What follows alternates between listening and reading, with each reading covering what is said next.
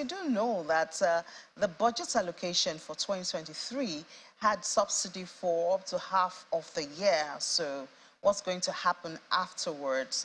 There's also the issue of debt situation, which a lot of people, World Bank, IMF, UN have warned that Nigeria may not be able to sustain, the payment of subsidy any longer when we look at our debt situation at this time, and it keeps growing. So how is that going to fit into this continuous subsidy regime in Nigeria? Then there's also that $800 million which the federal government had gotten from the World Bank, which is supposed to create a buffer for removal of subsidy. What has been done to that money, with that money? What's going to happen to it? I do know that these conversations are going to be holding for a very long time. But, I mean, we'll settle on that here on Business Morning in a couple of minutes, the second half of the program. But for now, let's go to the aviation sector. I mean, we've been talking a lot about repatriated aviation funds, and we know that recently the federal government or the central bank had come out to give some relief in that aspect, but there have been some adverse effects. For instance, it seems like foreign tickets are now more expensive for Nigerians to pay. But I mean, let's get an expert in that field to tell us the real situation going there. Are we out of the woods now that we have seen a payment of those funds that were trapped before now? We have joining us from Brazil, Mr. Bernard Bankole, the Group Managing Director and Chief Executive Officer of Finch Glow Holdings. Thank you so much, Mr. Bankole, for your time this morning. All right, Mr. Bankole, it seems like you might have to unmute, but I believe you can hear me. So tell us, what's the situation now? We did hear that some relief has come, the airlines are going to get their funds, but what is the true picture?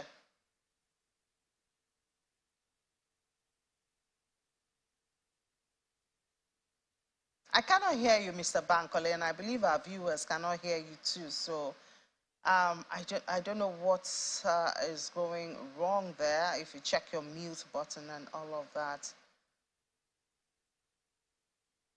Clearly now. Yes, I can hear you now. I hear you now. So I believe you heard the question.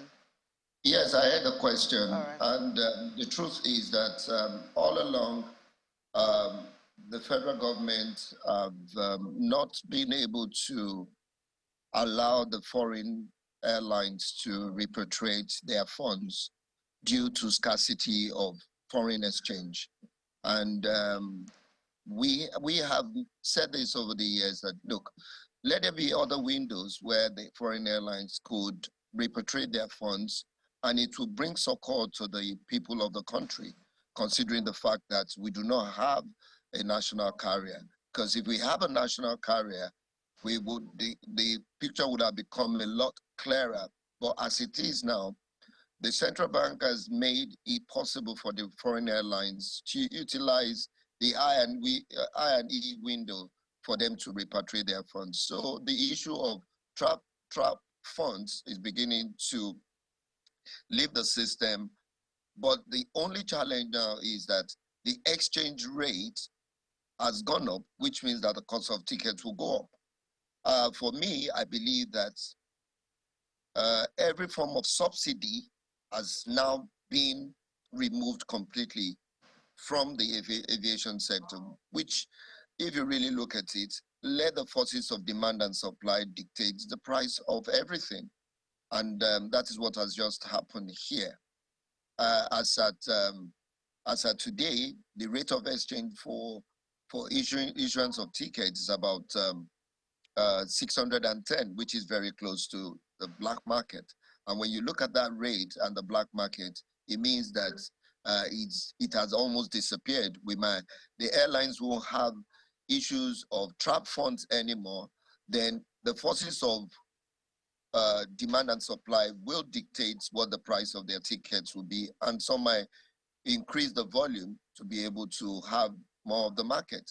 So that's just a situation where we found ourselves, which I think is better off than when we did not have inventories from the airline, because when they found out their funds were trapped, they closed all inventories and we couldn't have access to their inventories. We not having access to their inventory means that we're unable to issue their tickets, and their tickets are actually being issued by other travel agencies outside the country that had access to their cheaper inventories. So that's just the way it is. So I guess that the price that Nigerians will have to pay is a higher flight ticket compared to neighboring countries. Isn't that going to send passengers? I mean, there was a time it was quite popular. Nigerians wanted to travel abroad. They go to Cotonou or Ghana, you know, to get the tickets. Well, in business, I mean, you can always tell that the passenger, they have a choice. Mind you, aside the fact that going to neighboring countries, we have some other carriers, African carriers, that the prices are relatively okay, that people could fly. It's just that the journey becomes a lot longer. Maybe you'll have to go to Kenya before you can go to London, or you have to go to Addis Ababa before you can go to London. The journey becomes, so it's a matter of choice. Yes, business will always pose itself to be like that, but there's really nothing there's really nothing an intending passenger can do right now. The intending passenger will have to make do with what is available, and what is available right now are the prices that the airlines have to provide. Mind you, the cost of tickets has not gone up. It is the rate of exchange that has pushed up the price. It would be good for us to understand that. All right, so from your perspective, this puts to rest the issue of trapped funds and all of that. So we should expect that that has been taken care of. Yes, it means the issue of trapped funds have come to rest, and the forces of demand and supply will now have to play a major role in the cost of tickets. You can see an airline wanting to have more of the market by putting up some promotions, increasing the frequency, increasing the volume, and all that. So we will see the real forces of the market, which is demand and supply, that will be the order of the day. I mean, when people say things like you go to Ghana, the price of tickets in Ghana, the question you should ask yourself is, what is the flying populace in Ghana? How many people fly in Ghana compared to Nigeria? We're talking about a population of over 200 million people, and Ghana that is less than 30 million. I don't think that we should compare both markets at all, you know. And when you really look at it, the convenience of moving from one destination to another, you weigh all those options, and you want to stay within your country and make your trip. So earlier you did mention the issue of a national carrier. Where are we with that, say Nigeria? I think some days ago there was a kind of hurdle to the movement in that area, but what's going on there? You know, the issue of national carrier has been politicalized, in the sense that every nation, especially a country like Nigeria with huge population, needs a national carrier. Your national carrier is your first ambassador to the rest of the world. But the question is, can we go about it in a way that it brings respect, dignity to everyone? So if we disagree on the process that has been adopted by the Minister of Aviation, I think it's something that we can look into.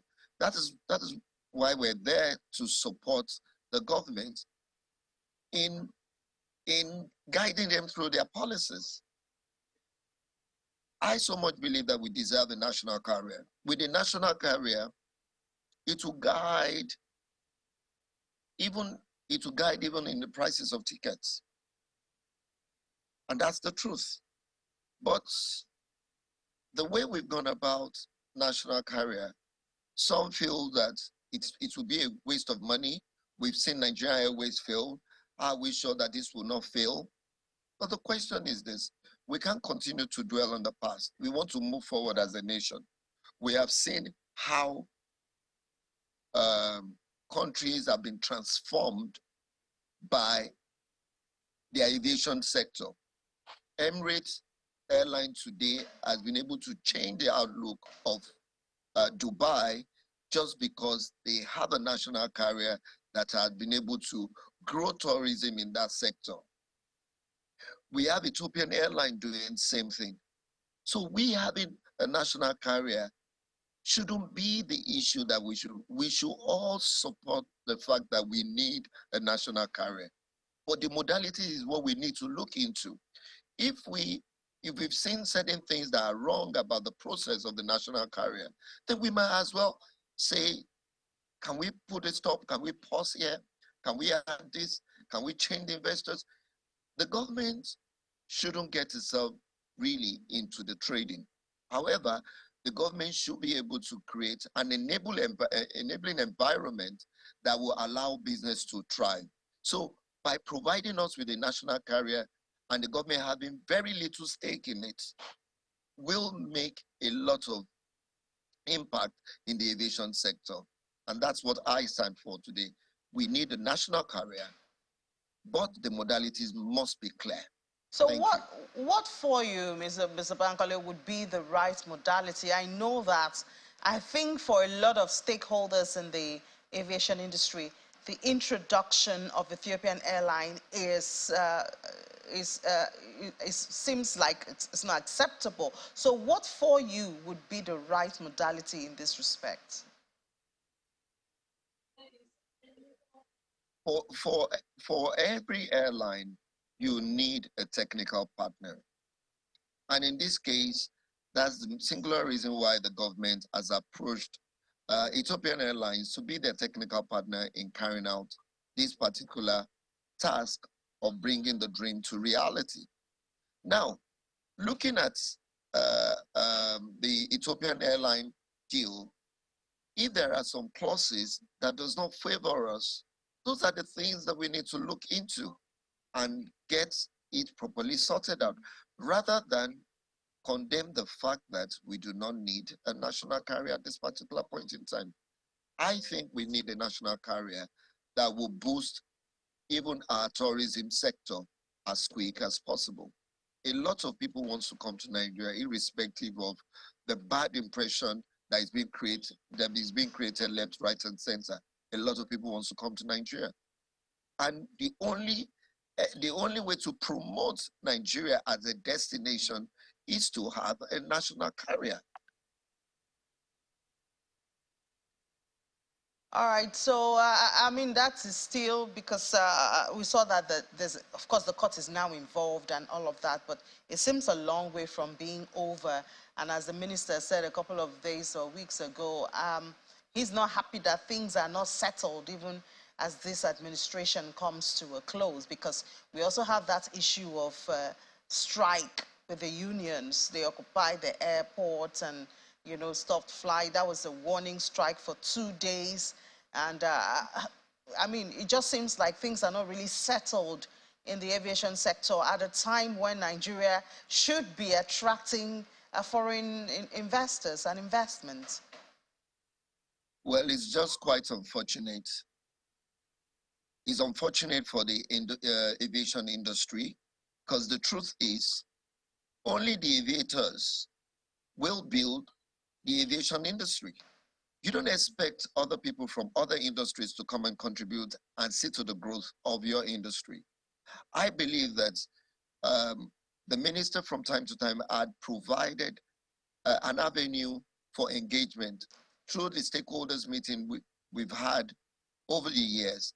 I believe that if we all come together, there's absolutely nothing wrong in having another stakeholders meeting to see how these issues can be addressed.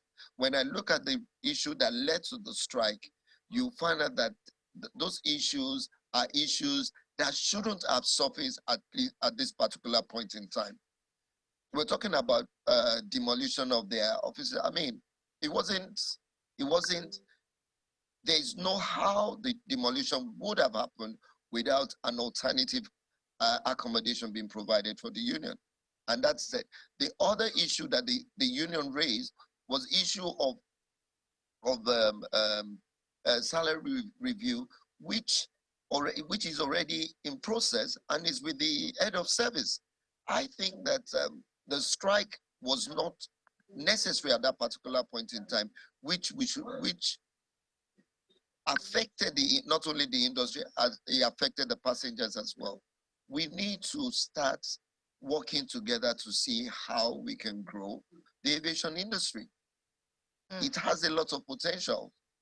We will not continue to be a loggerhead and expect the best to come out of the industry.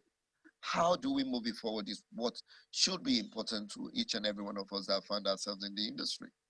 So do you see this, I mean, May 29, I mean, from next week, we're already in May, so it's just countdown to the days when this administration comes. Do you see this administration at least putting some kind of things in place or dealing with some of these challenges to a large extent before the end of it?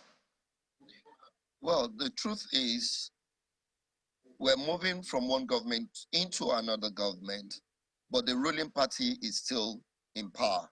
I believe that there should be some sort of continuity in some of those policies that would bring about growth to various industries. So even if it does not happen, I believe that the new administration can take it up and see all the goods that comes with it and make it come to fruition. Because either you like it or not, we need a national carrier. Now, if the process is going to be having a flag carrier before we arrive at the position of national carrier, so be it. But I'm really keen about us moving forward rather than us just talking about it and frustrating the entire process. I'm in for growth. And that is what everyone in the industry should focus on. Obviously. So it is still possible. Obviously, Mr. Bankole, everybody wants growth, but how do we get the growth? Seems to be the conversation that we should be having. But thank you so much for taking some time from your busy schedule right there in Brazil to join us. Mr. Bernard Bankole is the Group Managing Director and Chief Executive Officer of Finch Glow Holdings. Thank you. And your day is just starting off, so have a great day. Exactly. Thank you very much.